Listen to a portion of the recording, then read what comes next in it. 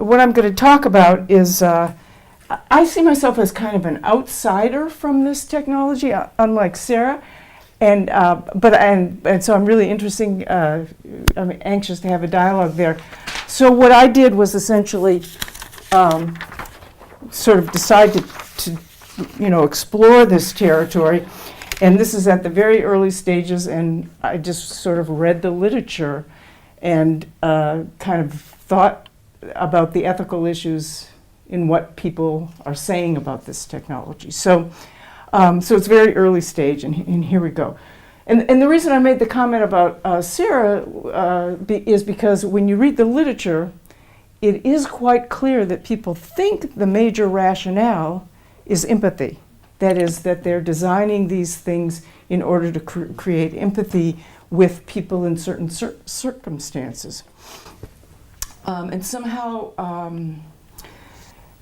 changing the way you're going to think by putting you close to these situations, which is something which, I sort of then had to kind of call into question. And so, I do have, which way is it going to work? This way?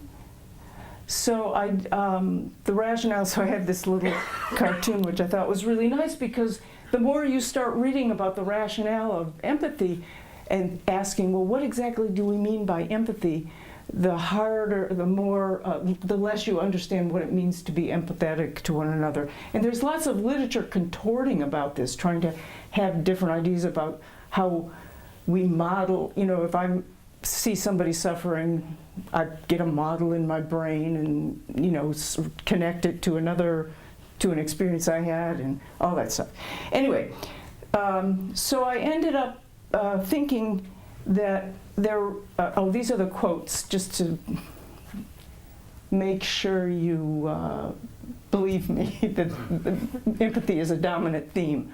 The creation and presence through sensory details and the obsolescence of the journalist in VR culminate in a powerful feeling of emotional connectedness and empathy. And then this is a kind of summary of De La Peña's argument that the capacity the medium has to make our bodies part of the experience of a story is what creates a stronger entry point to engage a deeper emotional response and to connect us empathetically to the events being portrayed, and pay particular attention to the make our bodies. I'm going to go further with that. So for me, philosopher, trying to sort out what in the world is going on here, it seems like there are two big issues. The first one is, is this really true that immersive journalism could make us more empathetic?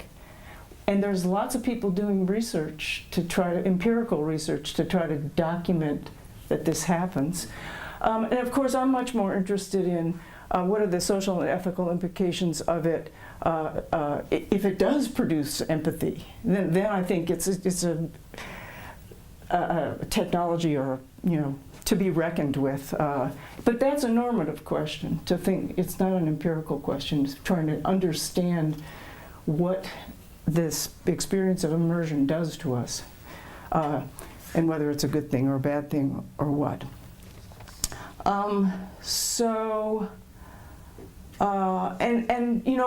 Thinking about the social and ethical implications, for me, sort of is a kind of, although it's abstract, it's sort of it's these fundamental questions: is how does it change the way we think about ourselves? How does it change the way we think about what it is to live? What kind of, to composition of our lives, etc. So, the next thing, kind of theme, these are really like themes in the literature. The next theme that really struck me, it gets us closer to the social implications. So one of the things that is discussed in a number of articles is the fact that, and several people alluded to this, I think Siri too, that when you're in an immersive experience, you're not aware that there's an author because you're there, or you have some experience of being there. And there's kind of a discussion by some people about how this is almost like an evolution of technologies. So, first there's reading, and with reading and textual stuff, we have a distance from what we're experiencing. And then with television, it seemed we got closer because it could take us, like there's a lot of mention of the war in Vietnam and how having that in our living rooms changed the way people thought about war, and actually some people sort of suggest it was the end, what brought about the end of the war. And now this will be even closer, but now the difference is because there's no distance, because you're right in it, you're not aware that there's an author, that it's a constructed something. That's what's there. This, I think, is something, again, I think I began to kind of get suspicious of it, at least as where the technology is now, because it doesn't seem to me they're so real that that you can't recognize that it's a constructed situation. So I think the real question is then, so what really is it about this immersion thing? What is it that it does to us? What do we, it's almost like it's this phenomena that we haven't figured out. We have a name for it, but we don't really kind of know what it is, where to put it. But it also, because of the theme of empathy, so I began to think a lot about manipulation. And the reason I say that is because, again, some of the literature suggests that the reason it's manipulative goes back to the fact that you don't know the author is there. That's part of it. So something is hidden from you. And at the same time, the other part that goes to manipulation is the fact that it's a motive. It's rather than purely cognitive. It goes to your emotions, not just to your reason. So there's so I think there's so those are the two things. So there's another question there, in the literature at least, about the difference between things that affect you cognitively, for lack of a better term, and things that affect your emotions. For me as a philosopher, that goes back to this very fundamental distinction between reason and the passions, or rationality and emotions, which I think we've called into question. I mean, I think it's kind of an old idea, and so I'm not sure it's right. But which raises this question, which I don't know anything about, but maybe you guys do more, and I'm hoping Astrid does. It's the visual. For some reason, people think visual relates more to emotions than textual. And so since this is, so I don't know, but if that's true, then what's it about immersion? Because we have lots of other visual experiences.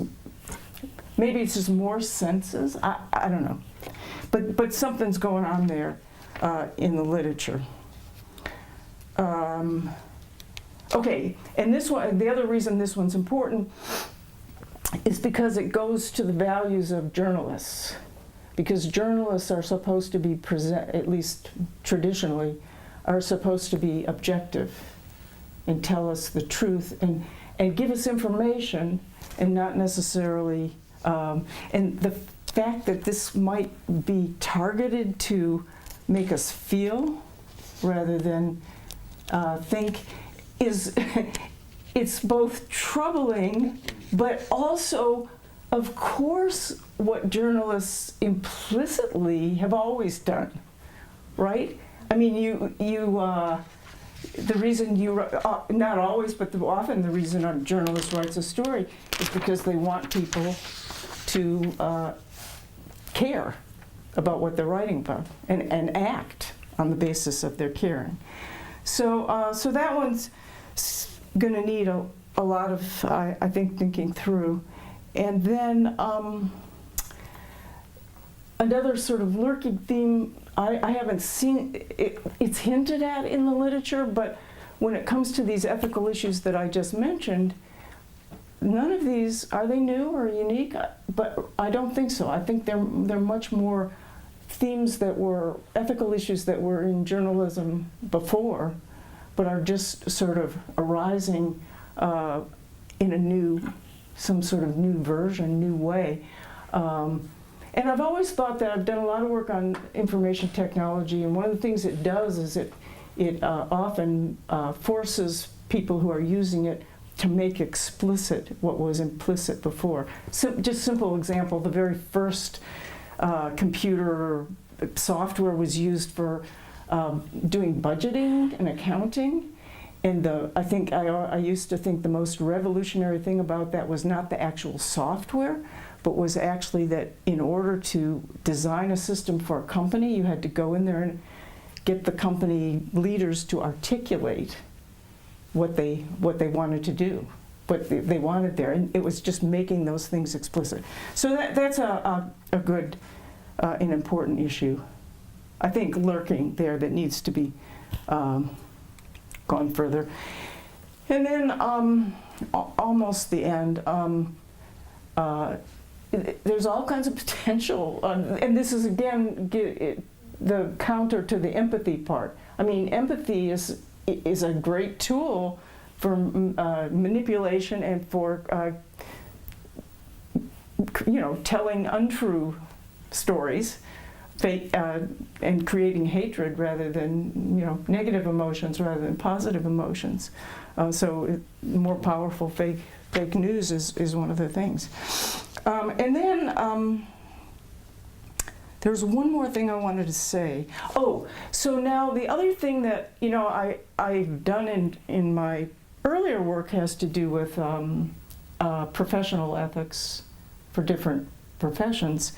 And all of these things, I think, raise these questions for the future, about people who design immersive, or tells immersive stories, however we say that, what are their responsibilities going to be?